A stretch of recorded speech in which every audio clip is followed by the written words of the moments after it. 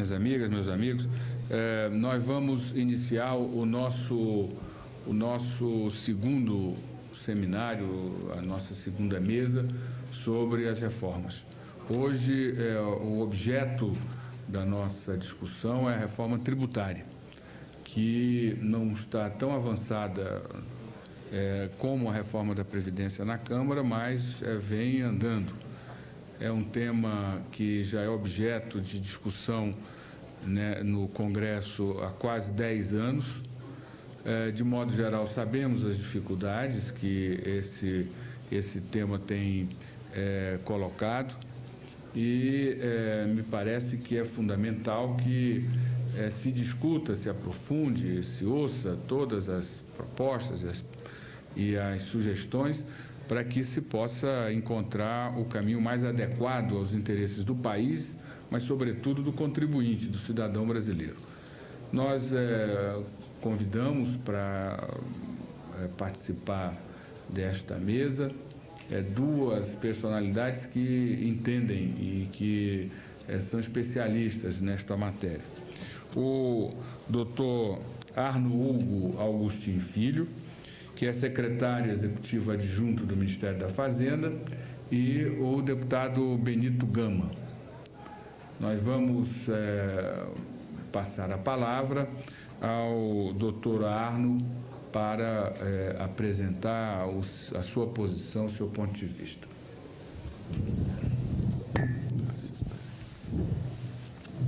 Eu agradeço ao deputado Benito Gama e ressalto a importância desse depoimento, doutor Arno, porque certamente de 1988, quando o percentual sobre o PIB era de 22% arrecadado, e hoje, como o deputado Benito Gama diz, que deve estar entre 38% e 40%, pelo menos uns 10% desse incremento nós tivemos como relator da matéria no Congresso, na Câmara dos Deputados, o deputado Benito Gama.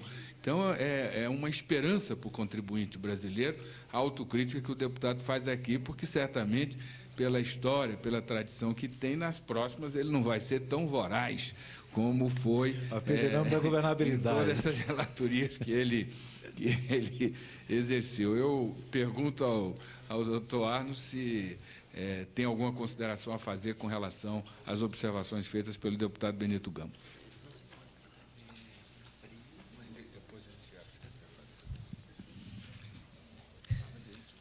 Não, na verdade...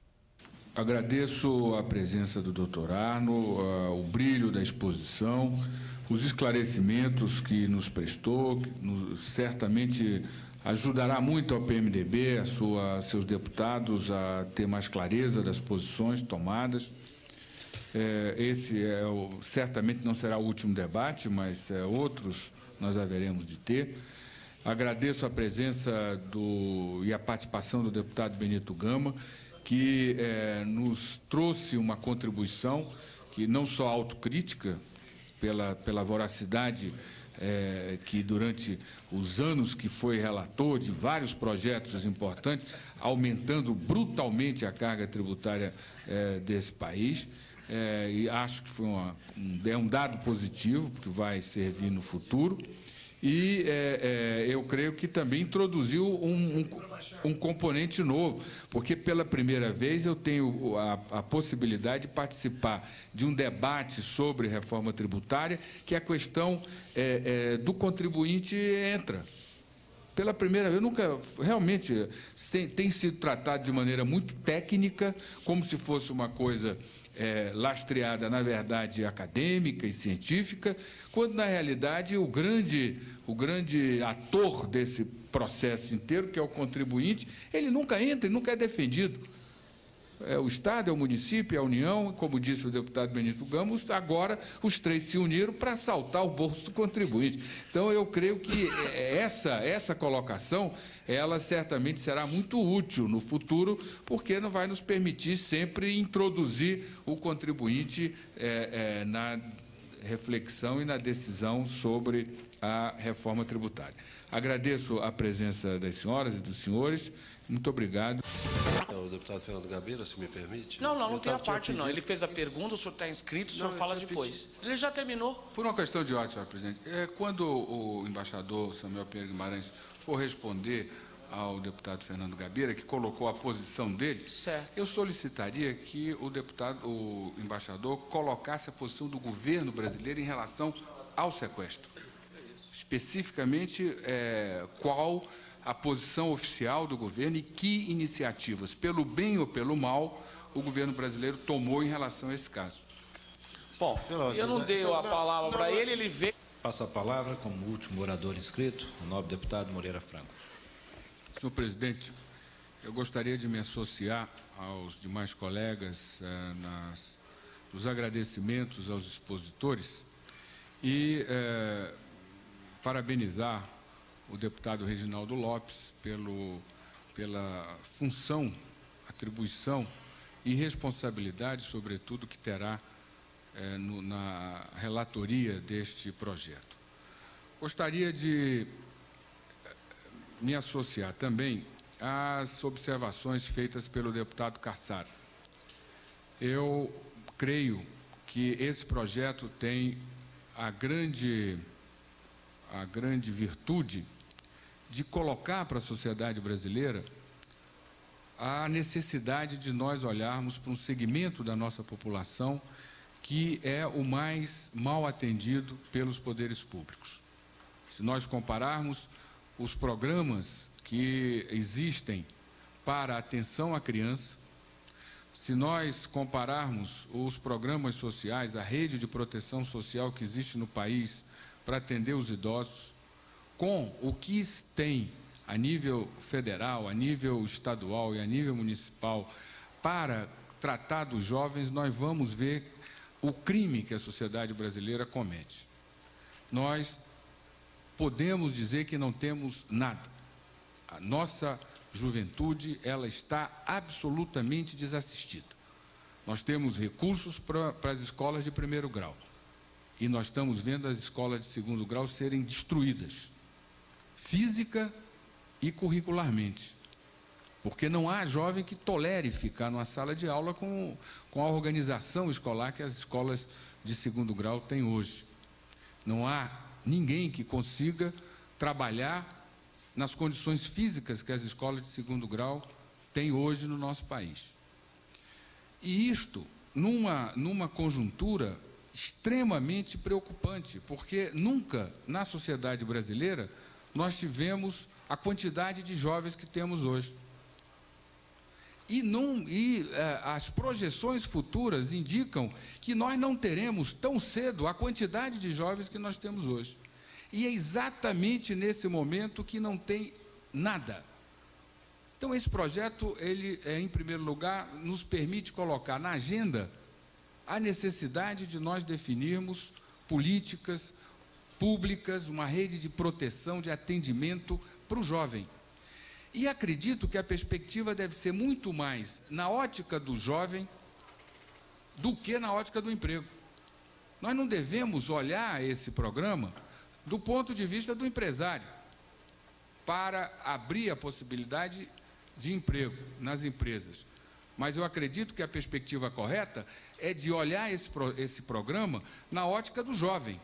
Nós temos que entender o que está passando na juventude brasileira hoje e, a partir da realidade que ela vive, nós encontrarmos mecanismos de absorvê-los, sob pena de nós termos um programa burocrático, ineficiente e uma grande frustração.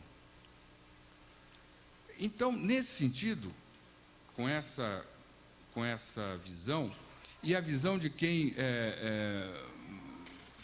vive, mora no estado do Rio de Janeiro, que é um estado urbano, e constata que as ruas, elas estão hoje tomadas pelos jovens. Nós não temos, nos pontos de esquina, de sinal, nos lugares mais movimentados das grandes cidades brasileiras, nós não temos um percentual de pessoas de meia idade ou de uma idade mais avançada, é que seja sequer comparável com o número de jovens que nós temos. São jovens com filho,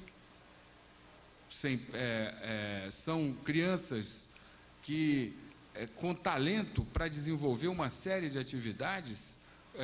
Agora, no Rio de Janeiro, tem várias crianças que jogam com bolas, e uma criança que consegue o nível de habilitação para fazer aquilo, é porque tem condições, se tivesse uma boa escola, de aprender coisas muito mais úteis a ela do que ficar fazendo um jogo com as 3 ou 4 bolas, como todos nós temos a oportunidade de ver.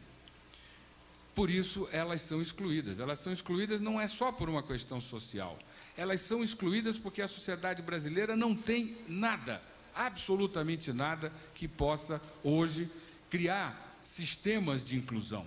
Não tem o emprego, mas não é só o emprego, não tem o emprego, não tem assistência, não tem locais, não tem formação, não tem estímulo, não tem nada.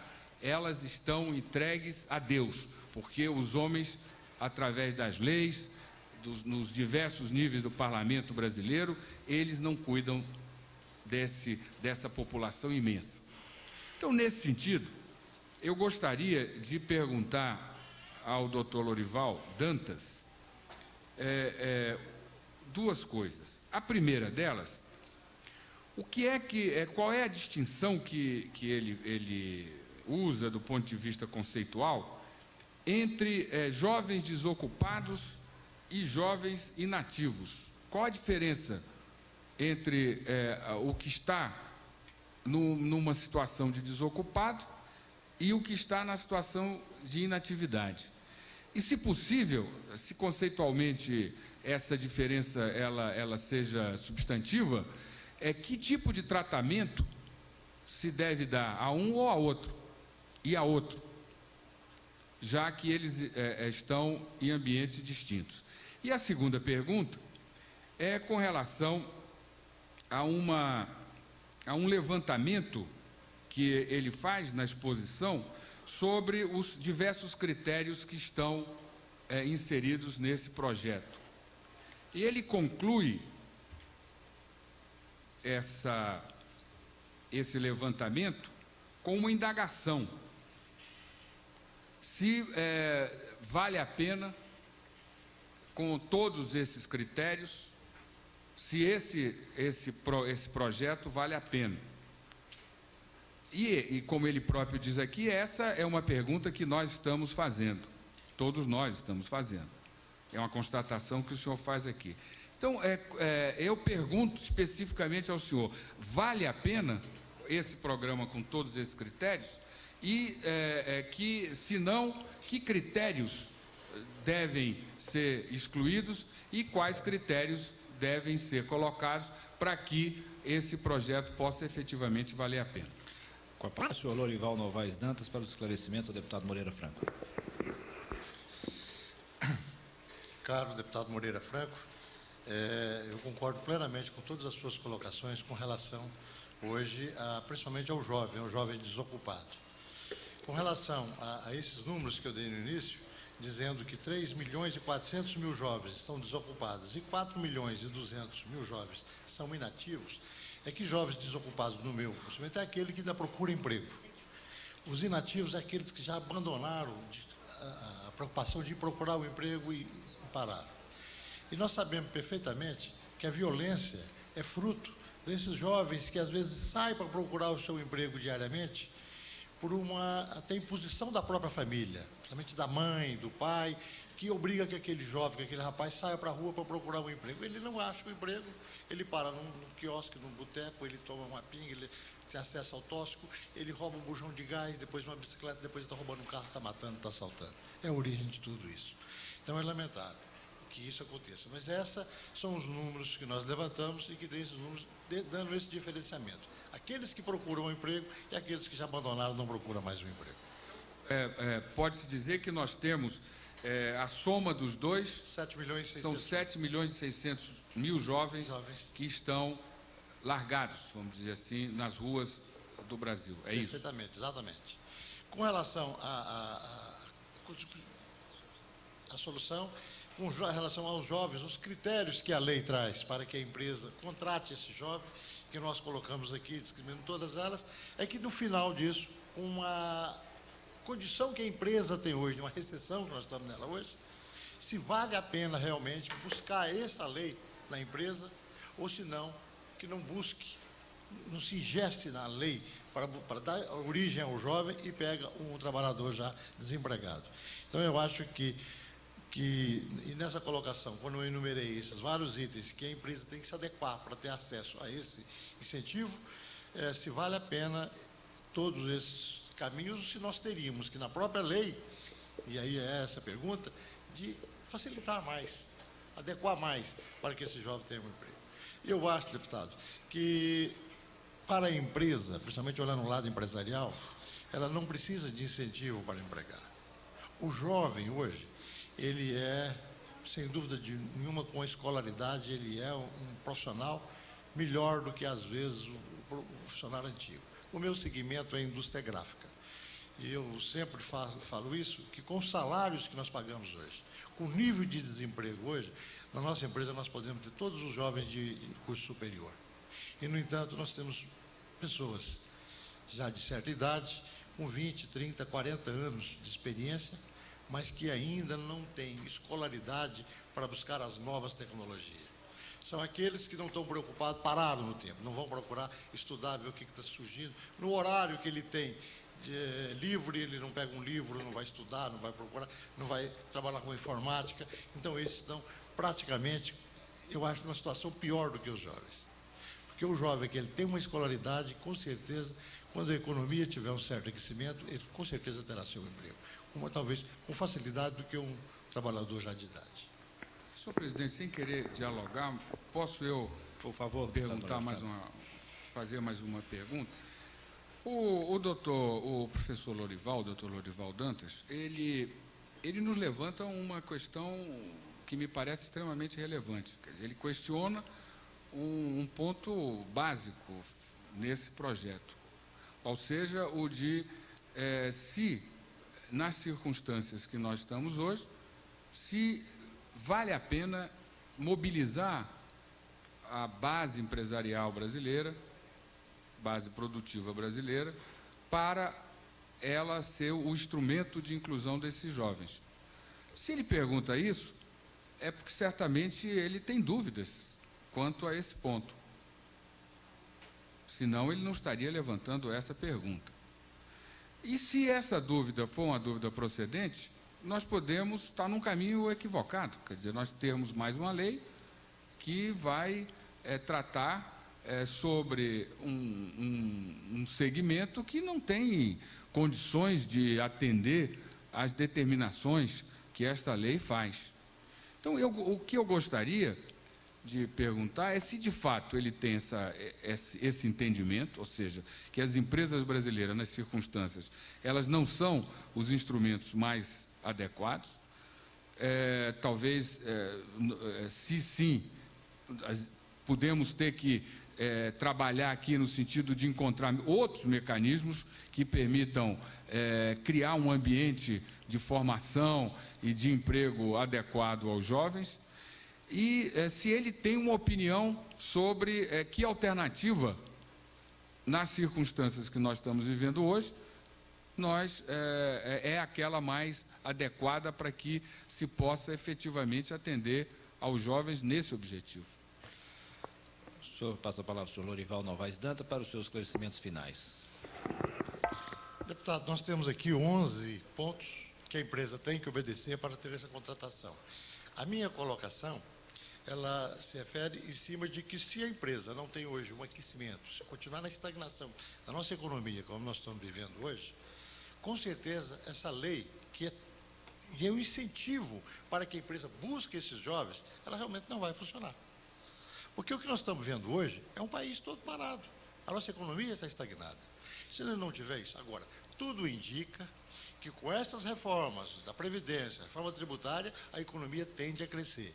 E vai ser justamente na época que essa lei estará em vigor e, consequentemente, essas empresas poderão buscar. Então, eu quero dizer e deixar muito claro o seguinte: acho que a lei Pode pegar se a economia crescer. E pode não pegar se nós continuarmos do jeito que nós estamos, ou até piorar a nossa economia que está hoje. Ô, Jackson, deputado Jackson, posso entrar aí na sua... Claro, eu quero entender melhor, porque... Como que o jovem é informado disso? Porque o grande problema é saber que tem isso. E, no nosso caso, não só saber, mas ter algum tipo de orientação para que ele possa formular o projeto, porque no nível de formação que nós temos, certamente ele pode saber, mas não sabe nem fazer um currículo vitae, quanto mais um projeto. Nas secretarias de trabalho de cada estado, ele tem acesso. Cada estado tem que divulgar essas linhas de crédito que está à disposição deles. Então vamos de todos e passo a palavra ao deputado Moreira Franco, presidente da Fundação Ulisses Guimarães. Eu gostaria, ao cumprimentar os deputados, os senadores e os membros deste seminário, aos ilustres membros da mesa, eu gostaria de me associar em nome da Fundação Ulisses Guimarães aos agradecimentos que o deputado Michel Temer fez aos ilustres participantes desta mesa. A Fundação, convidada pelo partido para organizar esse seminário e fazendo em comum acordo não só com o deputado Michel Temer, mas também com um militante nosso, o doutor Humberto Mota, e vários membros da Fundação, nós escolhemos essas personalidades muito pelo papel que elas desempenham no sistema produtivo brasileiro. Todos aqui têm uma função, têm um papel muito claro. São atores fundamentais para que nós possamos atingir o objetivo de produzir para crescer. A Fundação Ulisses é um instrumento de debate, de reflexão que o partido tem para resolver questões desta natureza.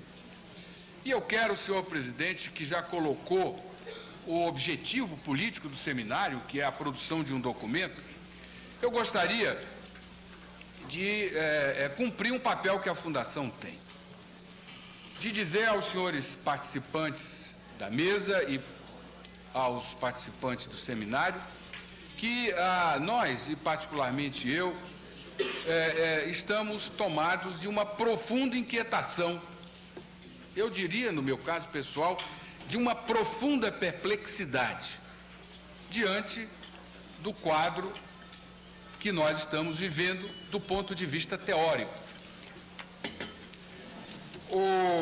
E eu quero compartilhar com os senhores esta perplexidade, na expectativa de que possam me responder a pergunta, e creio que eu não sou ambicioso e com isso eu quero que todos nós tenhamos essa pergunta respondida, já que essa perplexidade, pelo que tenho lido nos jornais, ela hoje é da comunidade acadêmica brasileira por inteira.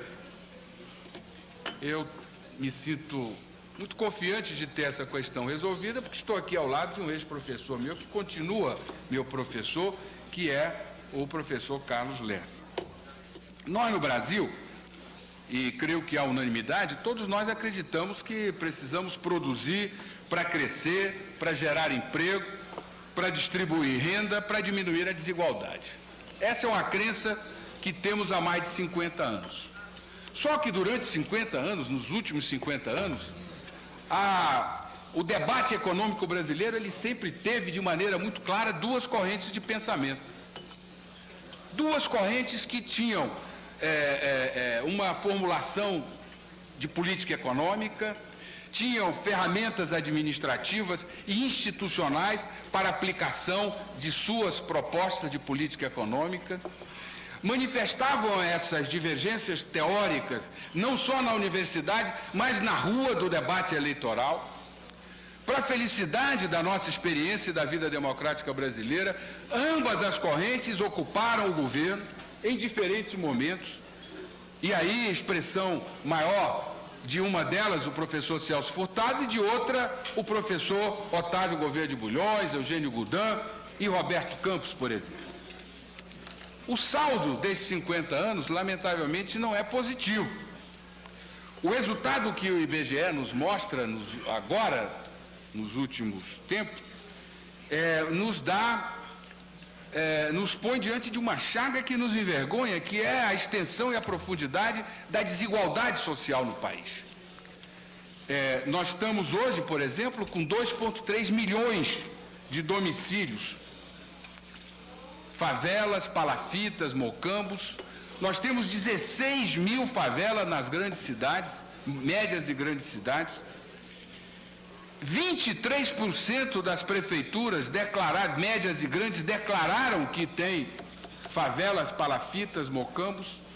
Mas para mostrar o descaso e o quase hábito que a sociedade brasileira vem tendo na convivência com esse quadro social, particularmente as autoridades políticas, somente 13% das prefeituras têm essas residências cadastradas.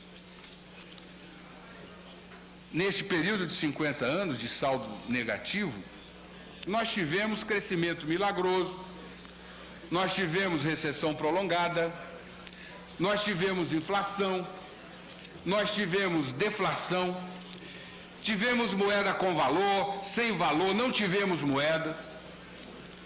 Nós tivemos ditadura, democracia, inúmeros planos de estabilidade, tivemos vários governos e diferentes tendências. Só uma coisa permaneceu durante 50 anos no mesmo patamar, na estabilidade inquestionável e acachapante do mesmo patamar, que tem sido a distribuição de renda no país. Essa não mudou nada, nem com ditadura, nem pela força das armas, nem pela força dos votos.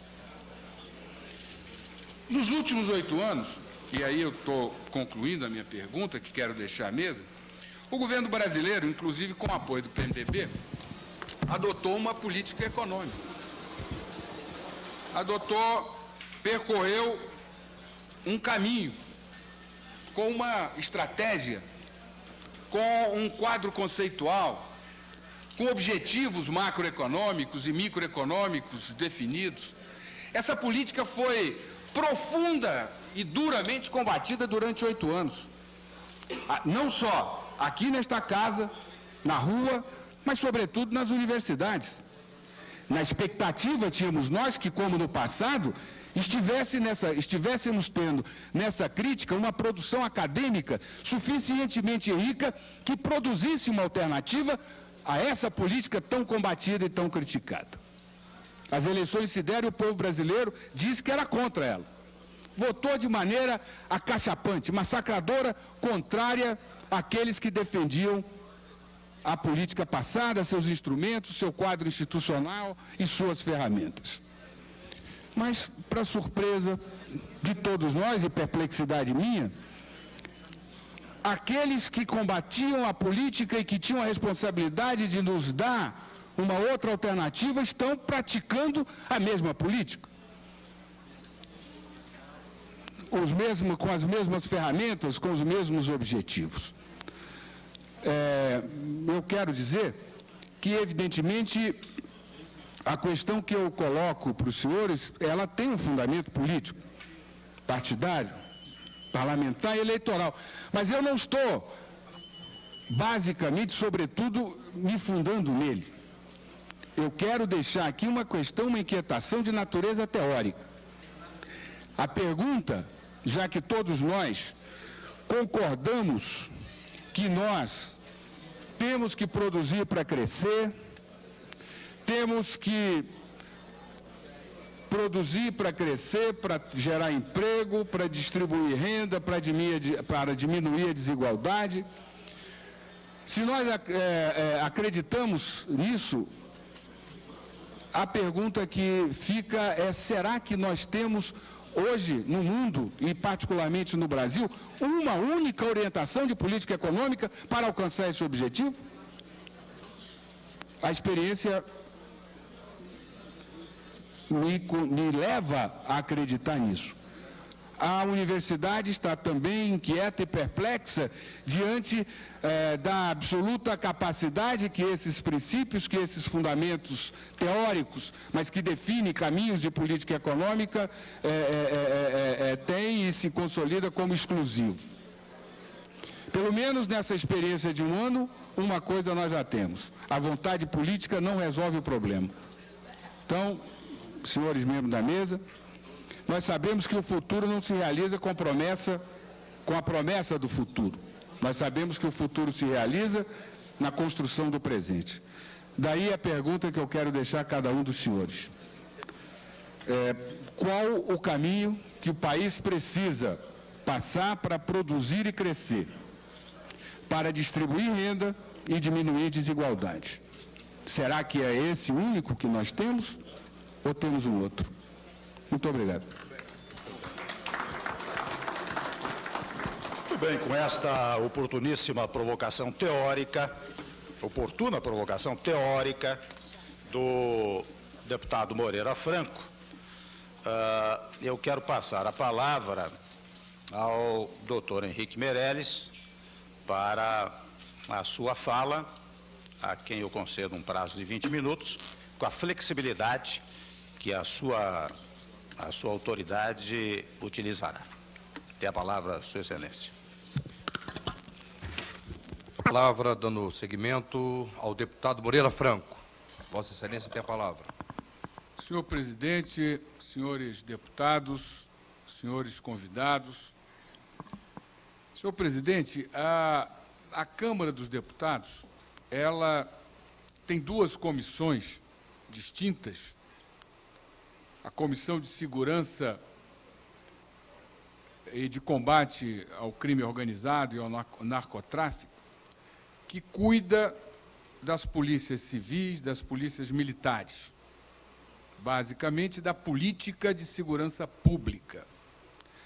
Quando a Câmara adotou esse caminho, distinguindo da Comissão de Relações Exteriores e Defesa Nacional, que cuida dos assuntos referentes às três armas, ela adotou esse caminho respeitando a Constituição, que separa o que é do âmbito civil, responsabilidade no campo civil, instituições que trabalham no campo civil, de instituições, atribuições e responsabilidades do campo militar. A Constituição diz isso. O programa que o deputado Josias Quintal trouxe aqui, do candidato Luiz Inácio Lula da Silva, atual presidente da República, do qual participou, vejo eu aqui, o ministro da Justiça, ele, quando propõe no item 4 as mudanças constitucionais, 8, ele cuida de mudanças constitucionais referentes à segurança pública, todas elas na área civil. Cuida da Polícia Militar no campo civil, aliás, querendo até torná-la mais civil do que ela é. Cuida da Polícia Civil, cuida de uma série de iniciativas que fortalecem a natureza e o caráter civil da instituição. O meu estado, o Estado do Rio de Janeiro, ele, com alguma frequência, existe um apelo de participação das Forças Armadas no combate ao crime organizado, à criminalidade e à violência decorrente da ação dos narcotraficantes para poder exercer plenamente suas atividades. Esses apelos têm tido uma cobertura da imprensa. Não é de agora, isso já vem de algum tempo. Mas jamais, nesses 10 anos, porque a primeira presença das Forças Armadas, ela se justificou, foi na ECO 92, porque tinham chefes de Estado, mas a partir daí as pessoas passaram a ver nas Forças Armadas circulando na rua e, diante do agravamento da situação, viram que poderia ser uma alternativa de segurança. E esse apelo, repito, vem sendo feito. Mas jamais nenhum ministro da Justiça, que é a maior autoridade do governo federal nesta área, admitiu publicamente a participação das Forças Armadas em área exclusivamente civil, de natureza civil. Pela primeira vez, o atual ministro da Justiça colocou-se com disposição intelectual, política e administrativa para debater o assunto. E eu acho isso muito grave. E eu fiquei aqui, como membro da Comissão de Relações Exteriores, para dizer da minha apreensão pela gravidade que este assunto traz às instituições brasileiras. Nós já tivemos uma experiência de chamamento das Forças Armadas para exercer atribuições civis. As vivandeiras do passado denunciavam a intranquilidade no campo político. As vivandeiras atuais denunciam a insegurança no campo da segurança pública. E eu acho muito grave, contrariando o próprio programa do candidato e, consequentemente, do governo, o ministro da Justiça admitir a possibilidade da participação das Forças Armadas, banalizando as instituições, que já vêm sendo banalizadas. Foram banalizadas quando o sistema penitenciário brasileiro mostrou a sua fragilidade diante da necessidade de acolher o Fernandinho Beiramar. Foram banalizadas quando o ministro da Justiça diz que as Forças Armadas não é prêt-à-porter, loja de venda de objetos não de grandes costureiros, mas de roupas comuns. Foram banalizadas pela própria situação das polícias nos diversos estados. São permanentemente banalizadas pela situação da Polícia Federal. E agora, a maneira pela qual é tratado um estabelecimento militar. Esse tratamento, a leitura que eu faço, é decorrente da fragilidade das Forças Armadas, do ponto de vista orçamentário, de recursos, de dinheiro, de comida, de uniforme, de meios para exercer as suas atribuições. São 3 policiais, 3 soldados, guardando um quartel com essas munições todas, que não comem muitas vezes, que tem que comer em casa, que não tem uniforme, não tem munição, não tem arma, não tem autoestima, não tem absolutamente nada. Então, eu me pergunto o que querem fazer. O que é que se quer fazer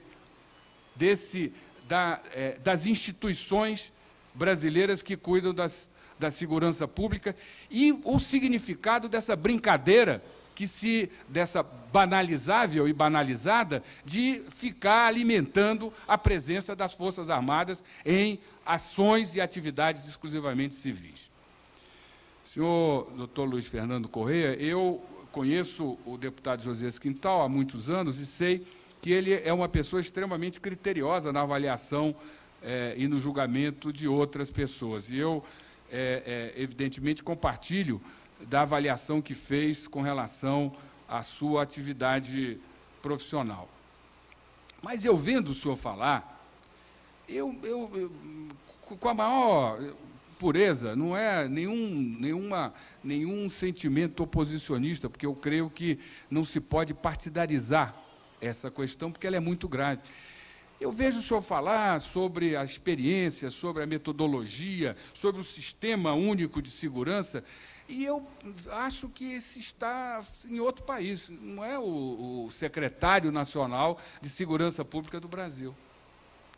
Porque todos nós sabemos, e aqui temos várias pessoas que têm experiência na administração pública, é preciso 2 coisas fundamentais. Primeiro, foco. foco. E eu não vejo foco na ação do governo federal com relação à segurança pública.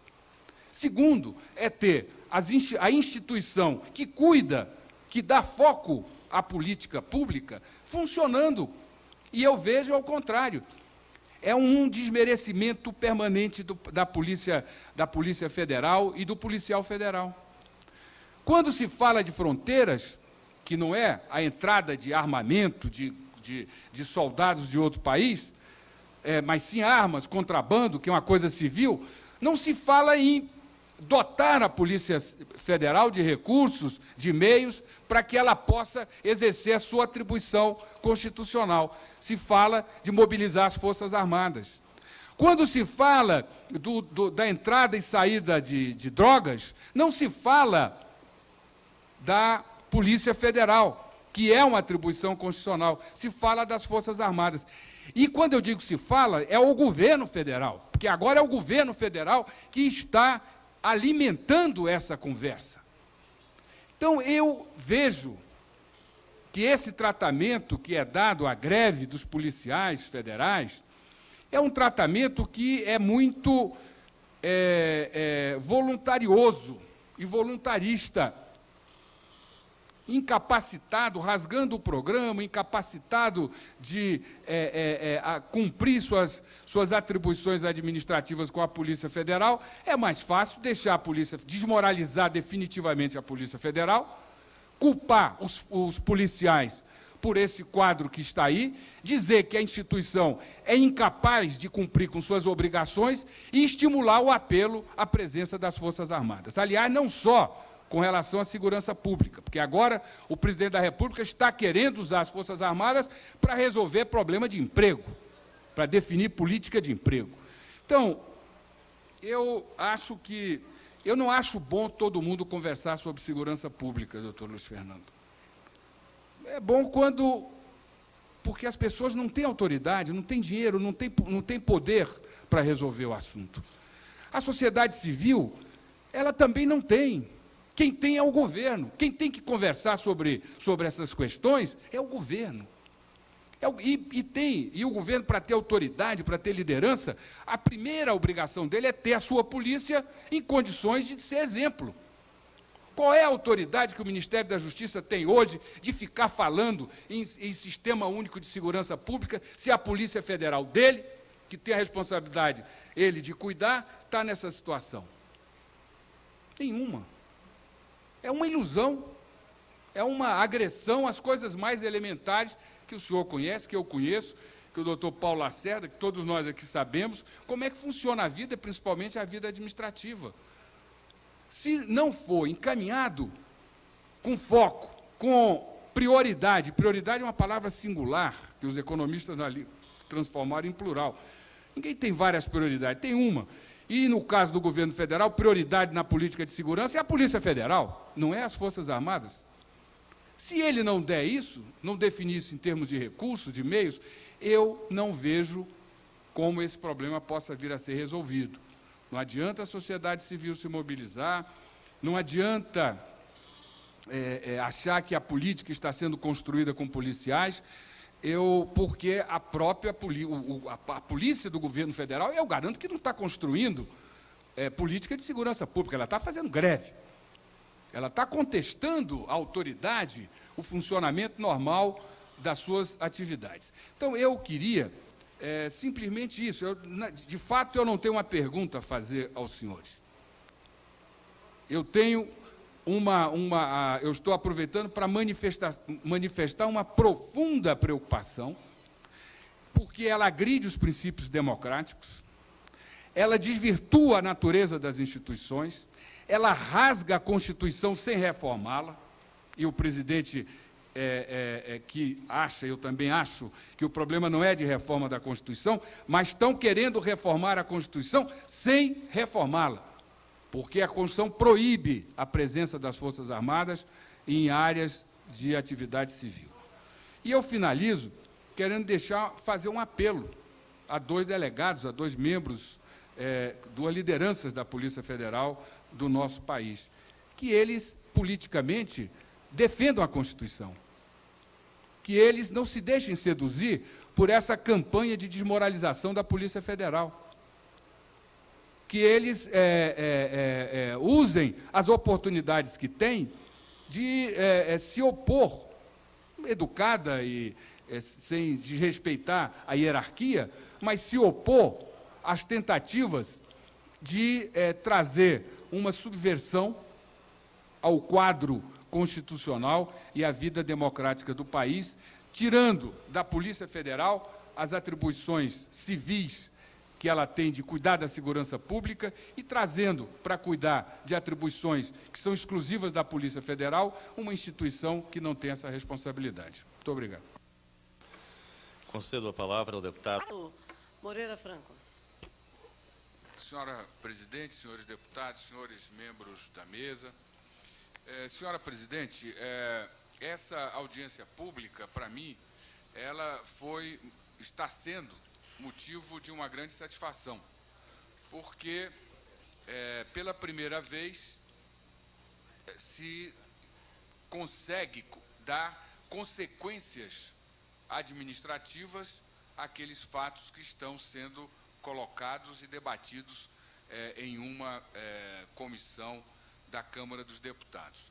Eu fico feliz, pessoalmente, porque a questão de ordem que eu coloquei no início, que foi exatamente a necessidade da definição do foco, do rumo, do objetivo, ela se cumpre quando o embaixador Sebastião do Rego Barros afirma que, diante do que ouviu aqui, tomará consequências administrativas. Eu acredito, embaixador, que essa não se trata de discussão sobre selvageria na competição, mas se as empresas estão ou não cumprindo a lei. E a agência pública que tem a legitimidade e o poder para fiscalizar e acompanhar e dar consequências a essa fiscalização e acompanhamento é a Agência Nacional do Petróleo. Então, eu acredito que, quanto a esse ponto, nós podemos considerar que vamos entrar num novo patamar, no sentido de não denunciar a verticalização, mas de fazer com que, no Brasil, a lei que proíbe a verticalização passe a ser efetivamente respeitada. Um segundo ponto que eu gostaria de colocar é quanto à questão do tal posto escola. Eu acho isso um escárnio. Eu não consigo entender a necessidade, com o aparato institucional que esse país tem, de se dar a empresas, do tamanho das empresas, no seu ramo de atividade, a prerrogativa de abrir posto de gasolina escola para treinar frentista ou administrador de posto de gasolina. Isso, talvez até essas empresas estejam sendo beneficiadas pela legislação fiscal, porque toda empresa que aplica dinheiro em formação de pessoal, ela tem isenção do imposto de renda correspondente. Então, eu não vejo necessidade disso.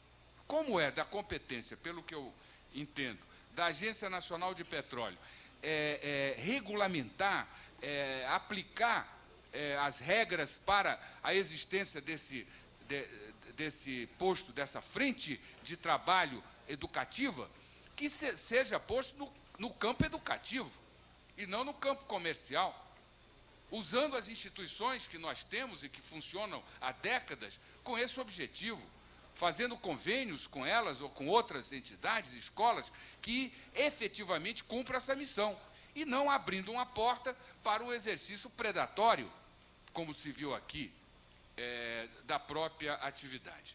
E finalizando, não como pergunta, não como sugestão, extremamente importantes, que deve acabar com essa, devem, não digo acabar, porque é uma questão ideológica, eu acho até que eles têm muitas dificuldades em acabar, mas pelo menos diminuir o medo, o preconceito, o encurralamento, a desmoralização, o desprestigiamento, a desqualificação do ponto de vista legal do trabalho das agências.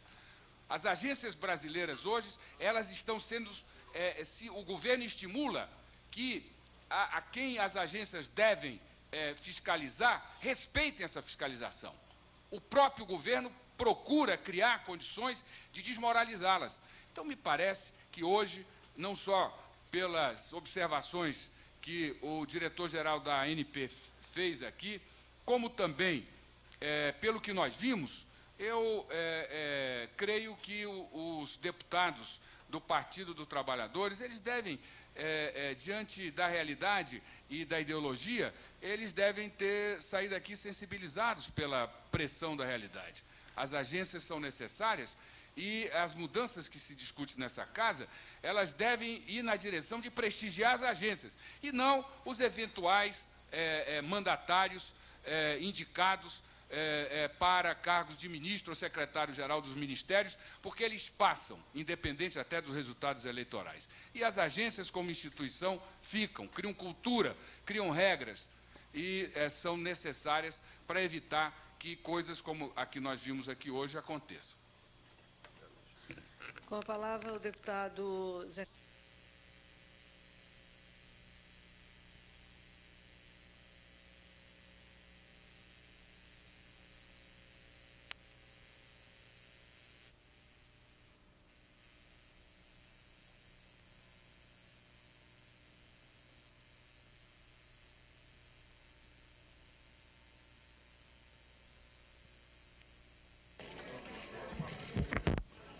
Tudo bem, prazer estar contigo novamente. Depois da...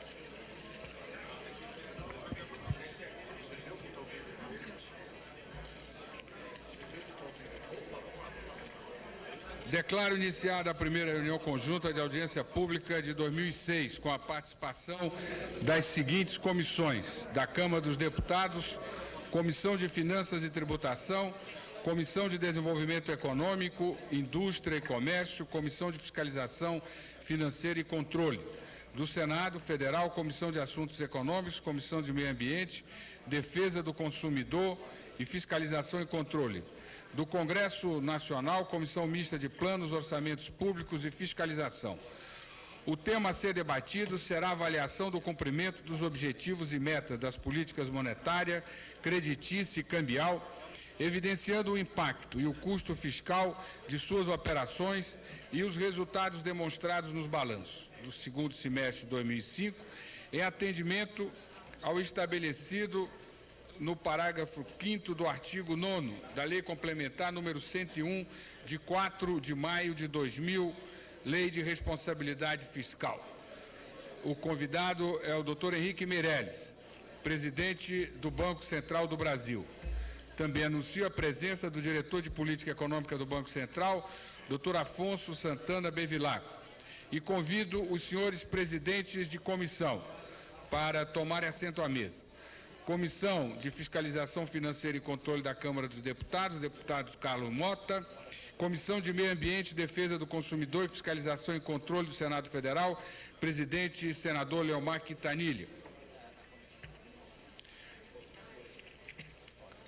E passo, então, a palavra ao presidente do Banco Central, doutor Henrique Meirelles.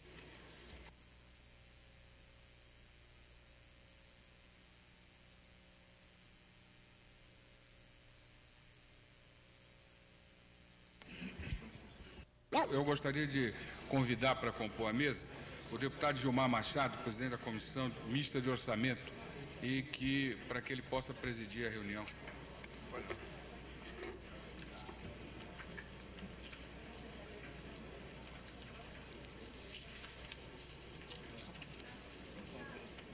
Ô, presidente, tudo bem?